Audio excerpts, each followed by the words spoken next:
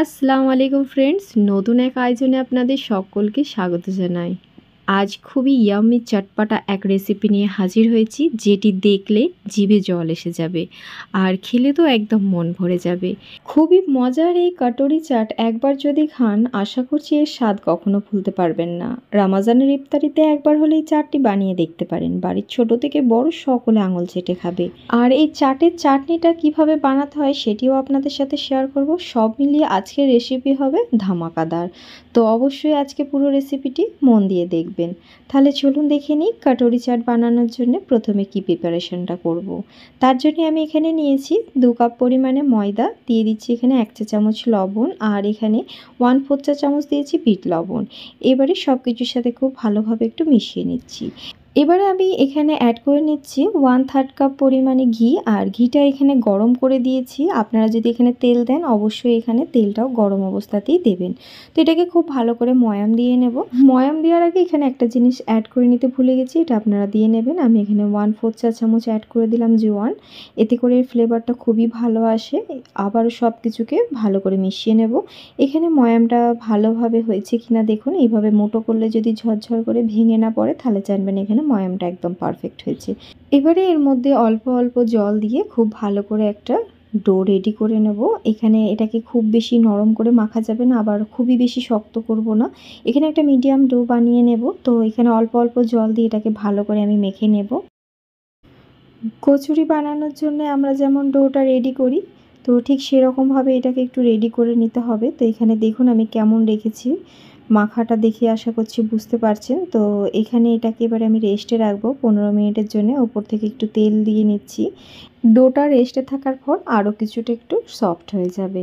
এখানে চাটনি বানানোর জন্যে আমি মশলাটা রেডি করে নেব। তার জন্য দেখুন এখানে 2 চা চামচ নিয়েছি ধনে, গোটা ধনে। এখানে 1.5 টিস্পুন নিয়েছি গোটা জিরে, আর 1 টেবিল স্পুন নিয়েছি মৌরি, দিয়েছি কয়েকটা শুকনো লঙ্কা। এগুলোকে একটু ভালো করে রোস্ট করে নেব। মশলাগুলো একটু ভালো করে ভেজে নিলে যখন একটা সুন্দর কালার এসে যাবে, এটাকে নামিয়ে মশলাটাকে গ্রাইন্ডারে গ্রাইন্ড করে রেডি করে নেব। অপরদিকে চাটনি বানানোর জন্য এখানে কড়ার মধ্যে 1 কাপ পরিমাণে খেজুরের গুড় নিয়ে নিয়েছি, আর এই চাটনিটার ক্ষেত্রে অবশ্যই গুড়টা ব্যবহার করবেন। আর এখানে দিয়ে দিচ্ছি 1/2 কাপ পরিমাণে চিনি। তো আপনারা যে কোনো একটা দিয়েও এটা করতে পারেন, তবে গুড়টা এখানে অবশ্যই দিতে হবে, তবেই একদম বাইরের দোকানের মতো চাটনিটার কালারটাও আসবে, খেতেও মজার লাগবে। গুড়টাকে খুব ভালো করে জাল করে নিয়েছি। এখানে চিনি আর গুড়টা খুব ভালোভাবে যখন ফুটে গেছে, তখন আমি এখানে তেঁতুলের পাল্প অ্যাড করে নিচ্ছি প্রায় 1.5 কাপ পরিমাণে। 200 গ্রাম তেঁতুলকে আগে থেকে ভিজিয়ে রেখেছিলাম জলের মধ্যে। তো ভালোভাবে 1 ঘন্টা মতো ভিজিয়ে নেওয়ার পর এইভাবে করে একটা ছাঁকনির সাহায্যে ছেঁকে নিয়েছি, পাল্পটা বার করে নিয়েছি। এখানে তেঁতুলের ছিবড়ে অংশ দানাটাই শুধুমাত্র বাদ গেছে, পুরোপুরি পাল্পটা নিয়ে নিয়েছি এখানে। তো এইটা দেখুন খুব ভালোভাবে ফুটে গেছে। এবারে আমি এর মধ্যে অ্যাড করে দিচ্ছি 1/2 টিস্পুন বিট লবণ ও 1/2 টিস্পুন যে নর্মাল রেগুলার লবণটা হয় সেটা অ্যাড করে নিচ্ছি। এখানে সুন্দর কালার আসার জন্যে 1/2 teaspoon Kashmiri red chilli powder দিয়েছি। সব কিছুকে খুব ভালোভাবে মিশিয়ে নেব।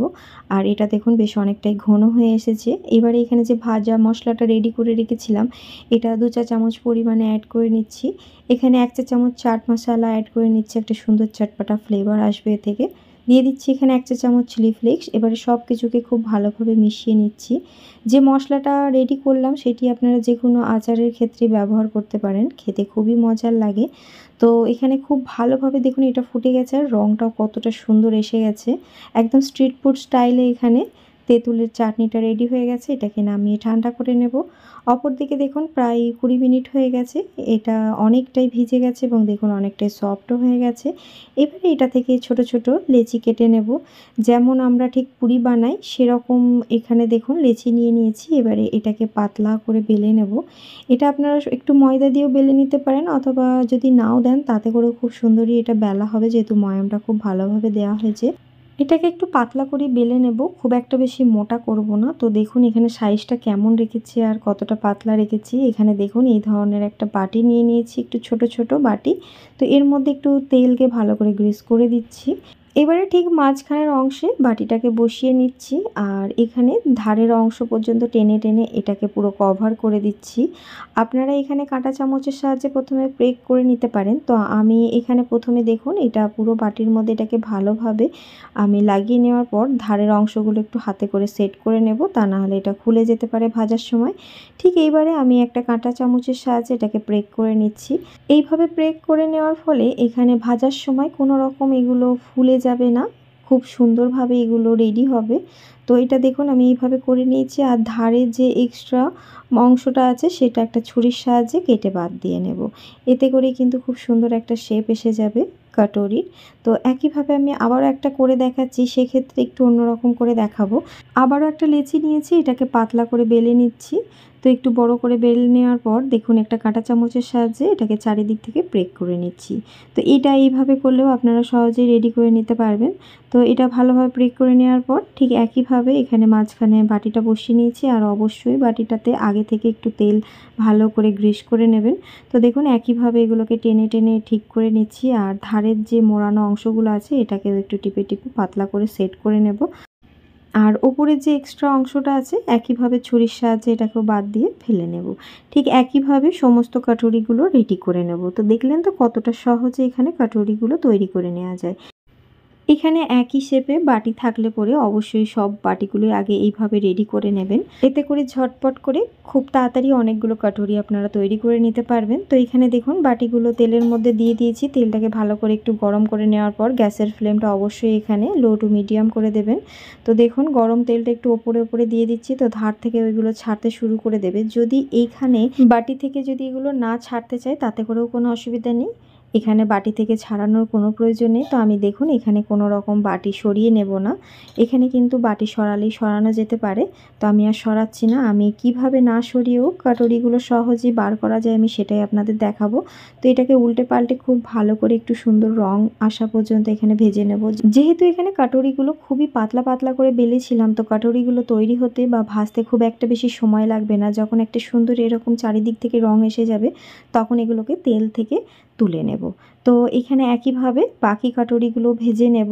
তো আমি আরও একটা দেখাচ্ছি আপনাদের, যেটা থেকে কাটুরিও আপনারা সরিয়ে নিতে পারেন। তো এখানে ঠিক একইভাবে অন্য একটা কাটুরিতে আমি এটা রেডি করে রেখেছিলাম, তো এটা দিয়ে নিলাম। দেখবেন ওপরে তেল দেওয়ার সাথে সাথে ধারের অংশ থেকে এটা ছাড়তে শুরু করে দেবে। তো ঠিক এই পর্যায়ে এখানে আপনারা বাটিটাকে তুলে নিতে পারবেন। তো আমি এখানে দেখুন বাটিটা তুলে নিচ্ছি। এখানে অনেক সময় বাটিটা তোলার সময় এগুলো ভেঙে যাওয়ার ভয় থাকে, তার জন্যই বলছি যদি আপনারা নাও তোলেন কোনো অসুবিধা নেই।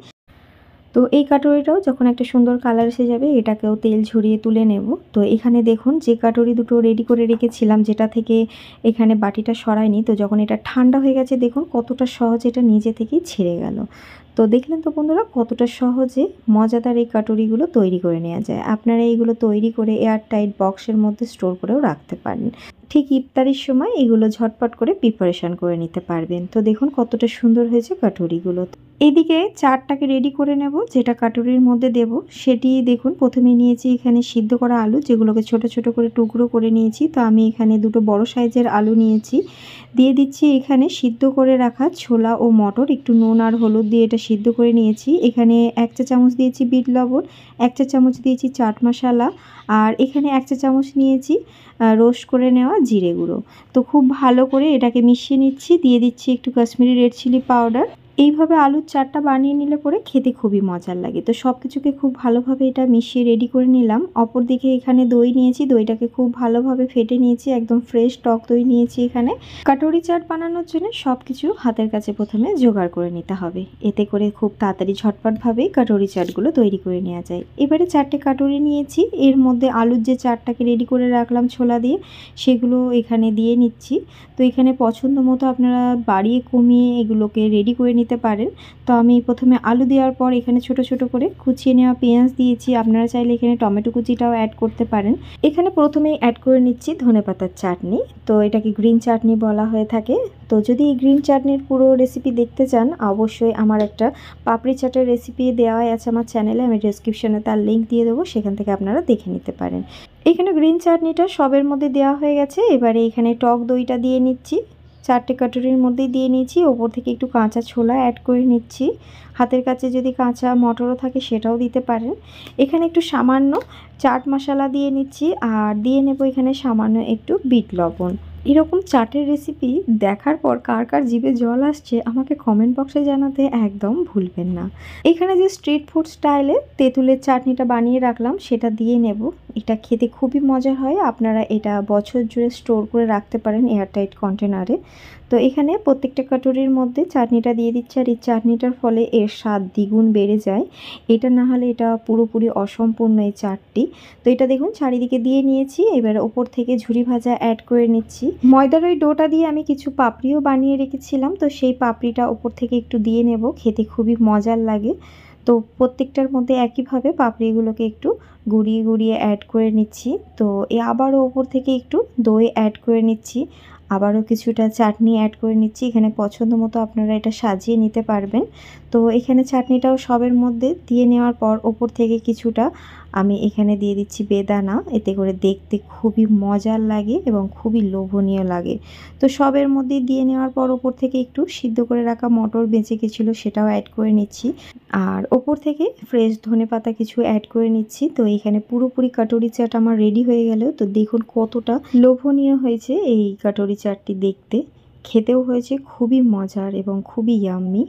আশা করছি পুরো রেসিপি ভালো লেগেছে, বুঝতে কোথাও অসুবিধা হয়নি। ভালো লেগে থাকলে আমাকে সাপোর্ট করে আমার ভিডিওতে অবশ্যই একটা লাইক শেয়ার কমেন্ট করে দেবেন। আজকের মতো আসি বন্ধুরা, আল্লাহ হাফিজ।